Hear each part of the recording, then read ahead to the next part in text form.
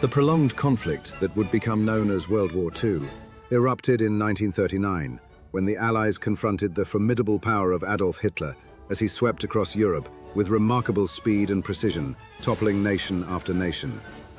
The desperate evacuation of thousands of British and French troops from the beaches of Dunkirk underscored the crushing defeats of 1940 and demonstrated that Hitler's forces were a formidable threat.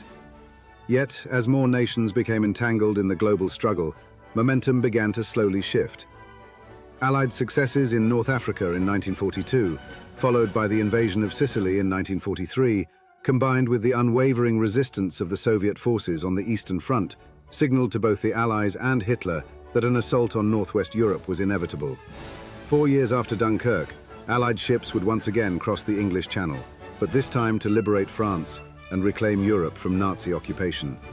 The Normandy landings of 1944, the largest seaborne invasion in history, marked a pivotal moment.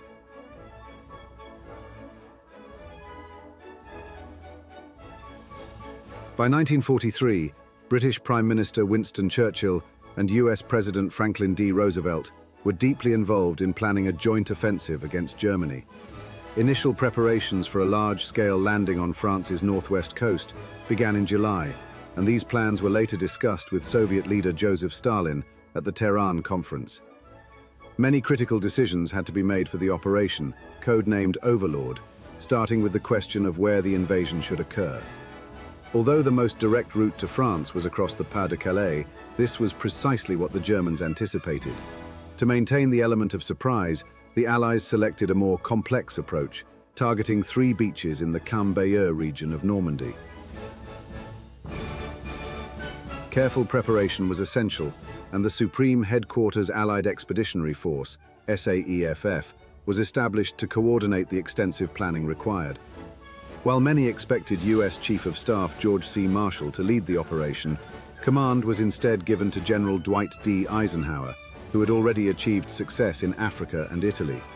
Eisenhower worked closely with British General Bernard Montgomery, a seasoned commander with experience from the First World War, Dunkirk, and victories in North Africa. Together, they determined that landing on 3 beaches would be insufficient. They ultimately selected 5 beaches, stretching from Cherbourg to Le Havre. Churchill described this expanse as a 50-mile, half-moon of sandy beaches, and success in this sector would allow the Allies to establish a secure beachhead with access to necessary ports.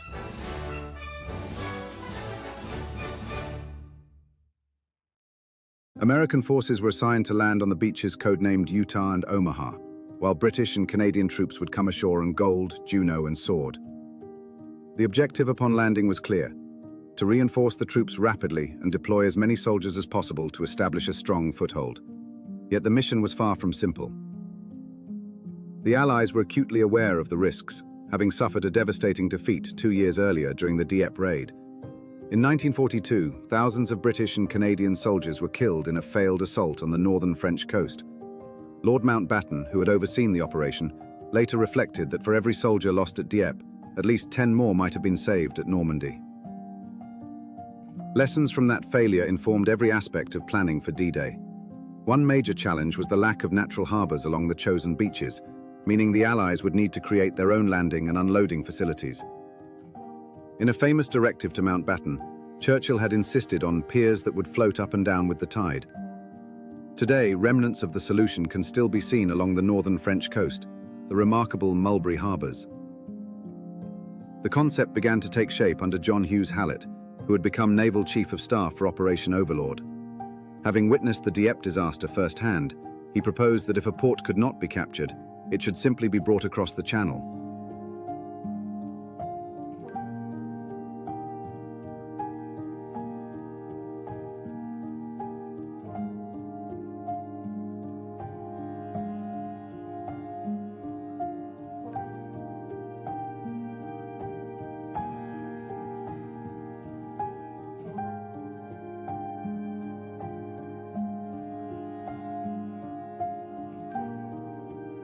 In the months leading up to the invasion, massive concrete blocks were secretly constructed to form 2 Mulberry harbours.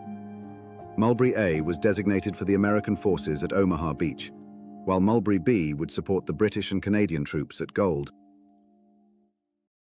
The scale of the mission being prepared was immense, and the Allies even planned a complementary operation to coincide with Overlord. Eisenhower was eager to create a diversion from the main assault in Normandy and proposed sending a small army from the Mediterranean to land on France's southern coast in Operation Anvil. The Americans believed this would draw German forces away from the north, easing pressure on the troops storming Normandy. The British, however, were hesitant to divert men from the ongoing campaign in Italy, where forces were still pressing toward Rome. As planning for Overlord progressed, Operation Anvil gradually took a back seat. With landing ship tanks, LSTs, in short supply, Churchill even wrote to President Roosevelt requesting that as many as possible be redirected from Anvil to Overlord. The Americans were frustrated by this approach, but an unexpected event soon brought the matter to a sudden conclusion. Just 6 weeks before D-Day, scheduled for June 5, 1944, a rehearsal called Exercise Tiger took place at Slapton Sands in Devon. Around 30,000 troops were practicing the assault, and initially, everything seemed to be proceeding smoothly. On the 6th day, however, disaster struck. German U-boats patrolling from Cherbourg attacked the Allied convoy, torpedoing 5 landing ships. These vessels were critical for both Overlord and Anvil. Their destruction forced the Americans to reluctantly postpone Anvil and focus all resources on the Normandy landings. The tragedy at Slapton Sands also claimed the lives of 700 American servicemen. Despite the loss, such rehearsals were essential, and similar exercises continued in preparation for the main operation.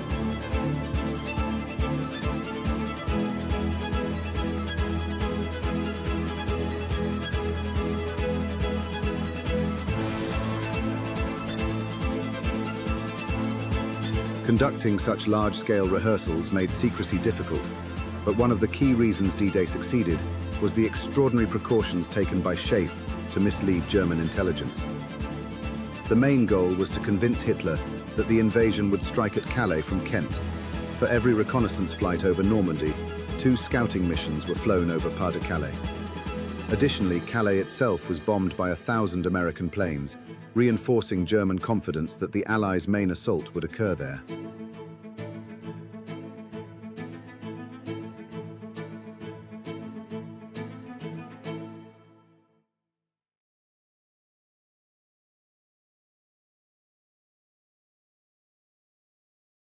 To reinforce the illusion of an impending attack on Calais, the Allies deployed dummy landing craft in the Thames estuary and Channel ports.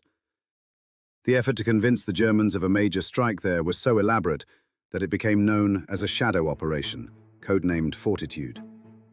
Another element of the deception involved creating an entire fictitious formation, the 1st United States Army Group, which looked like a fully operational unit, but crucially lacked real soldiers. Inflatable tanks and rubber trucks were positioned to simulate troop movements and training exercises. The ruse was made even more convincing by placing General George S. Patton, one of the Allies' most respected commanders, in charge of this army. Despite the sophistication of the plan, limited German aerial reconnaissance meant that some of the activity went unnoticed. Another clever tactic involved generating excessive wireless traffic, which helped propagate the illusion of the non-existent forces. Together with a network of double agents, Operation Fortitude proved to be a highly effective deception. Hitler became convinced that the main Allied attack would hit the Pas-de-Calais and strengthened the 15th Army stationed there in anticipation. Meanwhile, the French resistance, which had been steadily growing since 1940, needed to be warned that the invasion was imminent. The British communicated the plan using 2 cryptic code phrases over the BBC's wireless: "The long sobs of violins of autumn," and "wound my heart with a monotonous languor." Although German intelligence eventually discovered the significance of the code words after interrogating resistance members, they dismissed them as another Allied decoy. Even Erwin Rommel, personally tasked by Hitler with defending France, was skeptical that the Allies would broadcast details of such an important operation over radio waves. As Overlord approached and more people became involved in the preparations, the Allies' anxiety grew over the risk of sensitive information falling into the wrong hands. In addition to planning one of the largest amphibious invasions in history and executing a massive deception campaign, SHAEF faced the enormous challenge of keeping every aspect of Overlord strictly secret. To control access to the completed plans, a top-secret system known as the Bigot system was implemented, with specially appointed officers responsible for monitoring who could see the sensitive information. As D-Day approached, different divisions were gradually briefed on the terrain they would encounter and the resistance they might face, but the fear of leaks remained intense. Troops entrusted with critical intelligence were closely supervised, and in some cases held behind barbed wire fences reminiscent of a concentration camp. One of the most alarming moments for SHAEF occurred during the disastrous rehearsal at Slapton Sands, where 10 Bigot officers were aboard the boats attacked by German U-boats. Had they been captured, it could have doomed Overlord before it even began.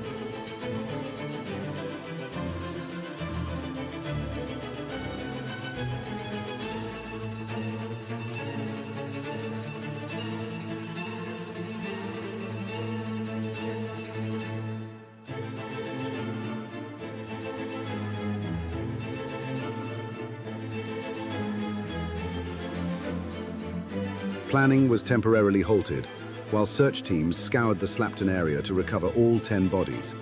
Only then could SHAEF be reassured that its secrets remained safe.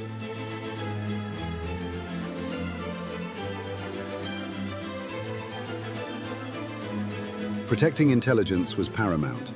Officers faced reprimands or even dismissal for sharing confidential information with friends or family. Managing vast quantities of Bigot documents was equally daunting. On one occasion, a window left ajar allowed a gust of wind to scatter 12 copies of classified documents onto a busy London street. In another dramatic incident, a complete set of Overlord plans was discovered in a briefcase, abandoned in a train compartment in Exeter.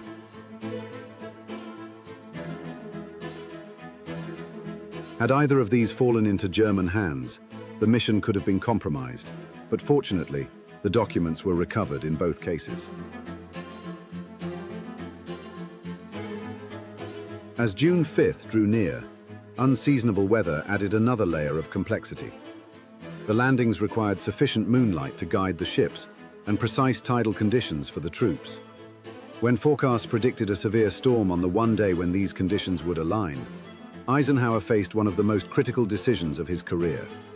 Delaying the operation by more than a day would force a 2-week wait for the tides to align again, a long and risky pause, especially with so many previous security close calls. Eisenhower knew that postponing could jeopardize the secrecy and success of the entire mission.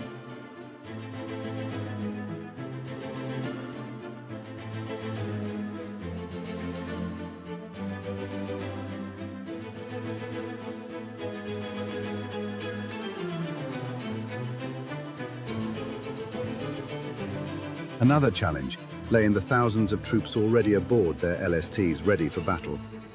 By early June, some 3 million servicemen were on board, and finding a secure, undetected location for them to disembark was virtually impossible.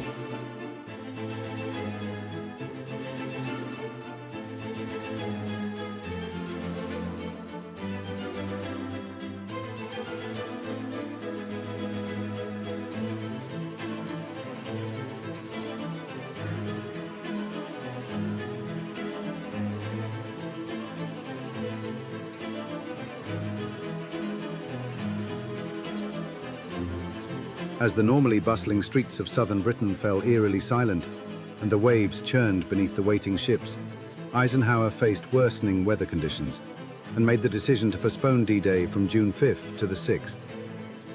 Though the sea would remain rough and the voyage uncomfortable, conditions were expected to improve just enough to make the landing slightly more manageable.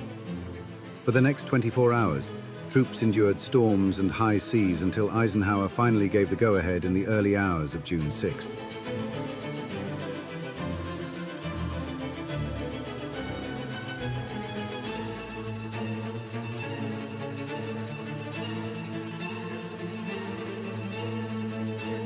Before the beach landings could begin, a series of airborne operations were launched to secure the flanks and capture key objectives, including bridges along the River Orne. This operation was codenamed Tonga.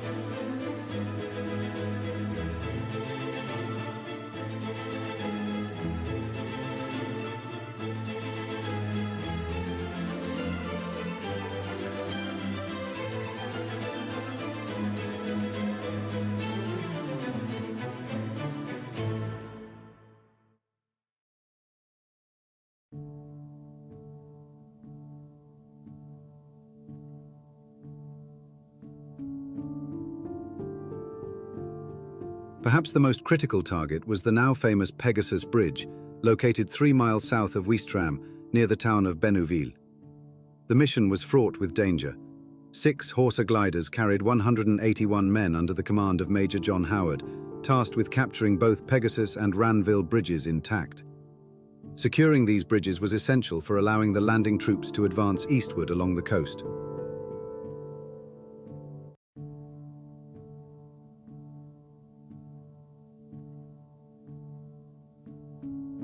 Taking Pegasus Bridge would also delay German counterattacks on Sword Beach and prevent enemy reinforcements from reaching the front lines.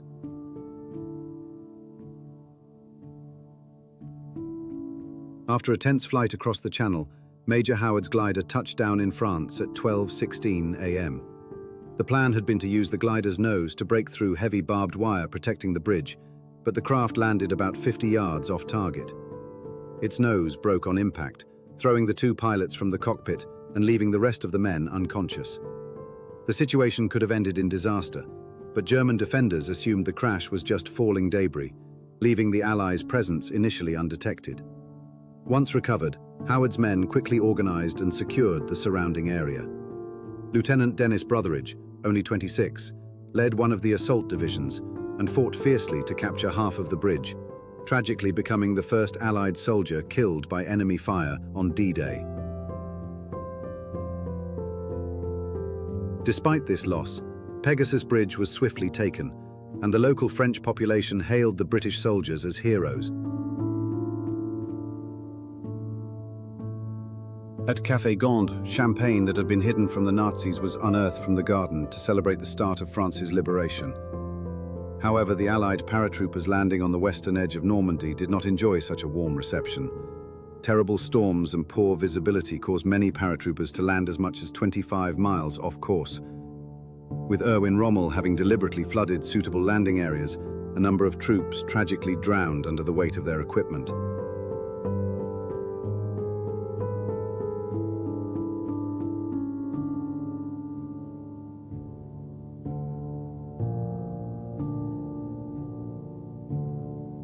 Those who avoided the marshes faced Rommel's asparagus, long poles driven into the ground and booby-trapped with mines, capable of causing severe damage. Despite heavy losses, these airborne assaults were essential to the overall success of D-Day. Similarly, the aerial and naval bombardments preceding the beach landings were critical in softening German defenses and preparing the way for the troops. Each stretch of coastline presented unique challenges, but every division played a vital role in the broader invasion plan.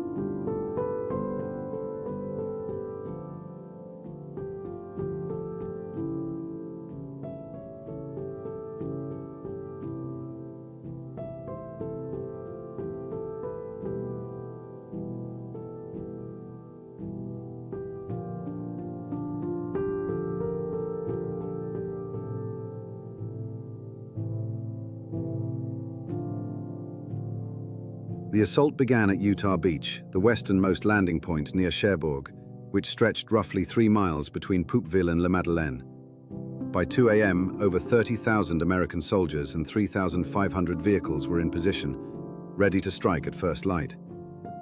A reconnaissance party swam out to a suspected German observation post armed only with knives and found it abandoned.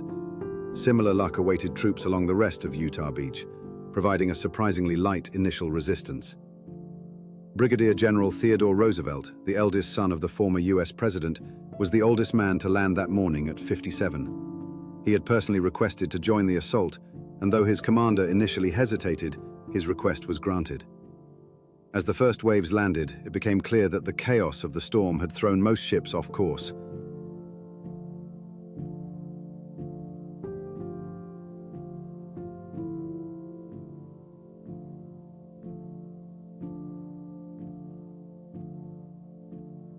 Roosevelt's division touched down at least a mile from the intended target, which could have been disastrous, but fortunately, the German presence along the shore was minimal, far less than at their planned landing point. Surveying the area, Roosevelt famously remarked, "We'll start the war from here," before identifying the causeways leading inland. While luck played a role in the Utah landings, it was the element of surprise that truly made the difference. The Germans had been deceived by Operation Fortitude, with only the 15th Army in Pas-de-Calais on high alert. Scheiff's secrecy had ensured that Overlord remained hidden, allowing the Allies to gain a crucial foothold with minimal initial resistance.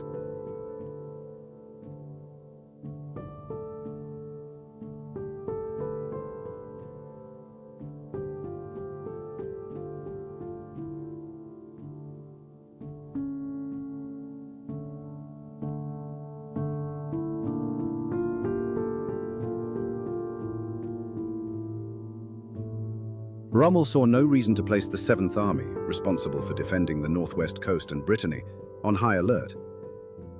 Ironically, nearly all the senior officers of this division had been sent away on a training exercise, simulating a hypothetical Allied invasion of Normandy. Convinced that no sensible commander would attempt a landing in such terrible weather, Rommel chose to leave the battlefield, returning home to Germany to celebrate his wife's birthday. The Allies had never launched an invasion without forecasts of extended, clear weather, and with Scheiff having meticulously hidden all evidence of the massive operation, Rommel genuinely believed the likelihood of an attack was virtually non-existent. At Utah Beach, relatively few lives were lost. Most of the tanks reached shore intact, and casualties were limited to around 200 soldiers, a testament to the airmen who had cleared the beach's exit routes hours before the landings. Tragically, nearly a third of the Airborne division was lost during the operation. Though high, this toll undoubtedly prevented Utah from turning into a scene as devastating as that faced by the Americans at Omaha Beach, farther along the Normandy coast. The American forces assigned to Omaha Beach faced the task of securing a 5-mile stretch of coastline and then advancing to link up with the British troops landing at Gold Beach. Navigation challenges, compounded by the stormy conditions, proved far more disastrous here than at Utah. The first waves came ashore directly into the line of fire of the highly trained German 352nd Division, defending the sector. By 6:30 a.m., assault barges carrying the first wave of men left the ships, and chaos erupted almost immediately.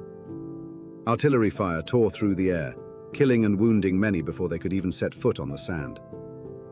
In the confusion, 29 backup tanks were released prematurely from their landing craft, and all but 2 sank into the turbulent sea along with their crews.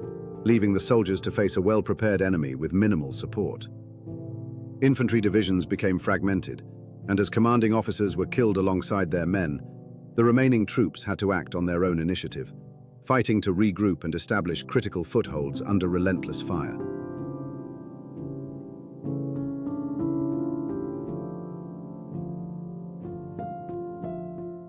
Courageous engineers played a critical role in the invasion, working desperately to clear the beaches of deadly mines.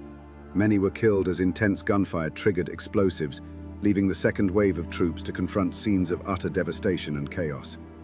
Despite the horrors, the Allied forces pressed forward, determined to carry out their mission. A short distance away, American Rangers faced equally daunting challenges. Perched atop a 100-foot cliff between Utah and Omaha beaches was the German stronghold at Pointe du Hoc, which housed a battery of guns captured from the French. Its elevated and fortified position made it impervious to both aerial and naval bombardment. To neutralize the threat, a battalion of just over 200 men from the U.S. 2nd Rangers, led by Colonel James E. Rudder, was tasked with scaling the cliffs, seizing the battery, and securing the point. Using ropes and ladders, the Rangers began the perilous ascent, coming under relentless enemy fire. Many were killed while attempting the climb, yet some pressed on with extraordinary courage, ultimately reaching their objective and capturing Pointe du Hoc. For 2 grueling days, the 90 surviving Rangers held the position until reinforcements from Omaha arrived. Meanwhile, further east, British and Canadian forces were landing on Gold and Juno beaches. Their objectives were to liberate the town of Bayeux, secure the Coombe-Bayeux Road, and capture the port of Arromanches before linking up with troops from the other beaches. British forces initially faced heavy resistance, but broke through the German defenses and pushed toward the Canadians on Juno before advancing inland. Juno Beach presented an even fiercer challenge. The Canadians confronted the full might of General Wilhelm Richter, suffering heavy casualties in the opening hour. Nevertheless, they fought on bravely, and by noon, the full division of 14,000 men had successfully landed. The final beach in the D-Day operation was Sword, located furthest east near the strategically vital city of Caen, a key objective in the battle for Normandy and a gateway to the Seine and Paris. Securing Caen was one of the most important goals of the entire operation, described by Field Marshal Bernard Montgomery as the crucible of the battle. Although the waters were heavily mined, the British encountered only light resistance on the beach, with the main challenge being the massive number of men disembarking in a relatively small area.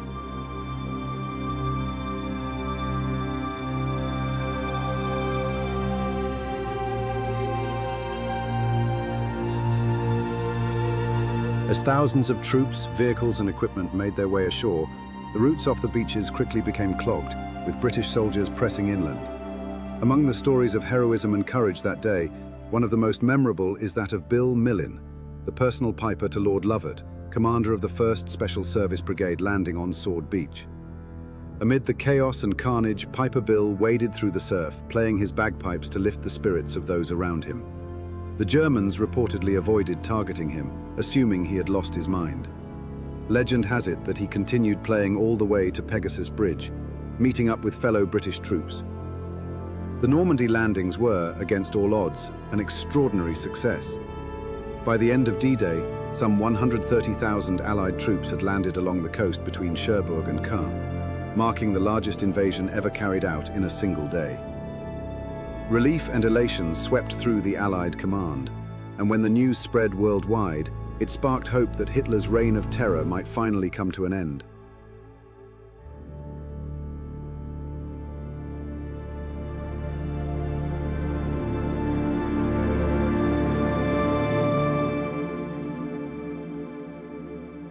The immense pressure on Eisenhower, commander of the invasion, is almost unimaginable. Later, his valet discovered a handwritten speech in his pocket, prepared in case the operation failed. A sobering reminder of the stakes. Despite the celebrations, the human cost was staggering. By the evening of June 6th, around 3,000 men had been killed at Omaha Beach alone. Today, the fallen are commemorated in cemeteries just inland from the beaches, including both Allied and German soldiers, many of the latter barely more than teenagers conscripted into a losing cause. The news of the invasion also reverberated in Germany, where opposition forces intensified plans to assassinate Hitler, whom they blamed for the nation's suffering. In a desperate bid to maintain morale and strike fear abroad, the Nazi regime unveiled the V1 flying bomb, a terrifying new weapon.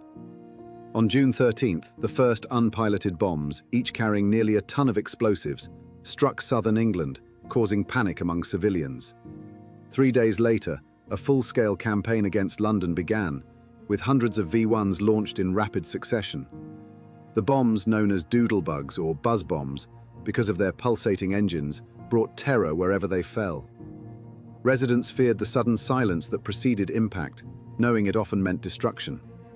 While anti-aircraft crews intercepted many, the bombs proved difficult to stop, causing widespread casualties and devastation.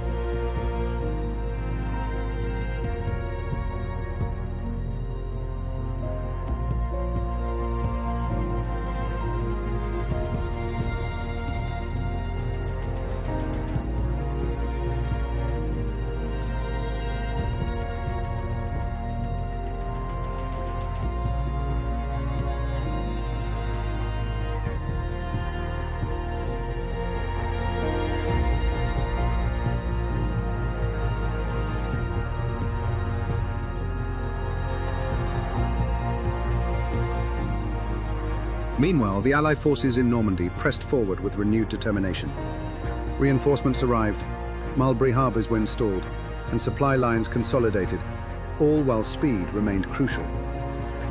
German intelligence still expected a major attack on Calais, leaving many enemy troops out of position, a miscalculation that the Allies would exploit. The path was now open to strike deep into occupied France, and the days following June 6th were just as critical in the fight to defeat Hitler. At the same time, the Eastern Front was seeing monumental developments. On June 22nd, the Soviet Red Army launched Operation Bagration, the Belarusian offensive aimed at clearing German forces from northern Russia into Poland. The operation devastated the core of the German army, resulting in approximately 300,000 German soldiers killed, with countless more wounded or captured. This dual pressure on the Axis powers from east and west would prove decisive in turning the tide of the war. As the Russian army celebrated the fall of the last major German stronghold on Soviet soil, the full scale of the devastation became heartbreakingly clear. Vast swathes of land lay in ruins, and the once thriving towns and villages were emptied of the population, either killed or taken prisoner. The Soviets, seething with anger, forced 50,000 German captives to march through Moscow, a procession that took 3 hours, while their forces continued advancing into Poland, just as the Warsaw Uprising erupted. The Soviet troops pressing from the east, Allied forces advancing through France, and the Italian campaign still unfolding in the south, Hitler's Third Reich teetered on the brink of collapse. 500,000 Allied reinforcements were now in France, yet nature intervened. On June 19th, one of the century's most severe storms struck the Normandy coast. The tempest completely destroyed WWII, the artificial harbor for American troops, halting the push inland and forcing the Allies to regroup. Once the storm subsided, the advance towards Cherbourg and Caen resumed. Britain's Field Marshal Montgomery had 2 critical objectives: seize the port of Cherbourg and capture the city of Caen, both still heavily defended by German forces. Yet, compared with the rapid Soviet advances in the east, Montgomery's progress appeared agonizingly slow. When Eisenhower arrived in early July, tension between the commanders was palpable. With German defenses weakened and Allied forces plentiful, he struggled to understand why victory remained out of reach. Under growing pressure, Montgomery launched plans for a new offensive on July 13th, codenamed Operation Goodwood, aimed at finally breaking through to Caen. Opposing him, Erwin Rommel, the legendary strategist of the African campaigns, was equally determined to hold the city. The German defenses were formidable. 5 defensive lines stretching over 10 miles, with infantry entrenched in villages, gun positions along southern ridges and tanks waiting at the outskirts. Fierce fighting was inevitable, and in a cruel twist of fate, this would mark the final campaign of Rommel's illustrious military career. Just one day before Montgomery launched his offensive, British aircraft struck Rommel's car, leaving Hitler's famed Desert Fox seriously wounded and rushed to a hospital. As Allied bombers relentlessly targeted Rommel's fortifications in France, events in Germany took a dramatic turn. Hitler narrowly survived an assassination attempt at his East Prussian headquarters, but those implicated faced immediate execution, while countless others were arrested and imprisoned. Erwin Rommel, long one of Hitler's most trusted commanders, was among those suspected of involvement.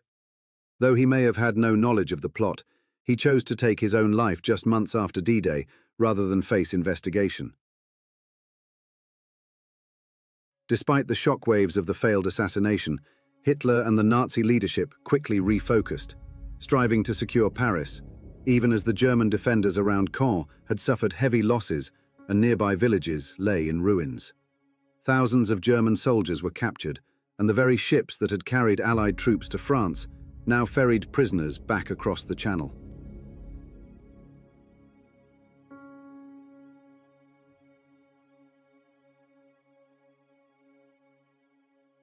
Frustrated by Montgomery's slow progress, Eisenhower authorized American General Omar Bradley to launch Operation Cobra on July 25th. Within a week, as planes rained bombs across German lines, US troops had broken into a strong position. Meanwhile, General George S. Patton and his forces added momentum to the campaign, pushing from the north. In tandem, the previously debated Operation Anvil was revived, renamed Operation Dragoon, a nod to Churchill, who claimed the Allies had been dragooned into agreeing to it. The British had long argued that their forces would be more effective in Italy, but with Rome now captured, there was no reason to hold back troops. On August 15, 1944, the Allies launched an amphibious assault along the French Riviera between Toulon and Cannes. A combined force of American, Canadian, British, and Free French divisions landed on the first day, bringing over 94,000 men ashore along the southern coastline. In just 24 hours, Allied forces had advanced an astonishing 20 miles into French territory and seized the strategically vital port of Marseille. The capture of the city provided an enormous boost to morale, not only for the soldiers who had endured weeks of grueling combat, but also for the burgeoning French resistance. After nearly 5 years of brutal occupation, the resistance was ready and eager to reclaim their homeland. By the time D-Day arrived on June 6th, the Free French Army had swelled to around 100,000 men, steadily growing day by day. These fighters proved invaluable to the Allies, providing both reinforcements and critical local knowledge during the Normandy campaign, and later in the race to liberate Paris. The Resistance's contribution went far beyond manpower. They supplied vital intelligence about German troop movements, sabotaged supply lines, and disrupted communications wherever possible. As Operation Overlord unfolded, their efforts became increasingly crucial, giving the Allies a foothold behind enemy lines and making the liberation of Paris a tangible goal. By mid-August, the resistance had begun a coordinated uprising in the French capital, signaling a long-awaited dawn for the city. Charles de Gaulle, leading the Free French 2nd Armored Division, worked tirelessly to secure Eisenhower's support for the movement. As the battle for Paris intensified, barricades sprouted across streets and trenches were hastily dug as ordinary citizens, men, women, and even children, carried supplies in wooden carts, determined to reclaim their city from years of oppression. Despite the patriotic fervor, liberation was far from guaranteed. The French resistance faced severe shortages of weapons and heavy artillery, and the German occupiers, though depleted, remained formidable. A temporary ceasefire allowed time for the resistance and Free French forces to address logistical challenges, restock, and prepare for renewed combat. When fighting resumed, their determination was unstoppable, pushing German troops steadily into retreat. Hitler, incensed by the prospect of losing Paris, ordered that the city be subjected to maximum destruction. Dietrich von Choltitz, commander of the German garrison, was instructed to bomb landmarks such as the Grand Palais and reduce the capital to rubble. Yet von Choltitz faced a profound moral dilemma. General Pierre Billotte of the 1st French Armored Brigade sent a plea urging him to spare the city and end needless bloodshed. Torn between loyalty to Hitler's destructive orders and the undeniable humanity of preserving Paris, von Choltitz ultimately chose courage over obedience. His decision ensured that the City of Light would survive intact, a symbol of resilience amid the devastation of war. On August 25, 1944, Paris was officially liberated. The event became a defining moment in the Allied campaign and a powerful emblem of hope for occupied Europe. Patriotism had fueled the French struggle, and Charles de Gaulle's leadership galvanized the nation.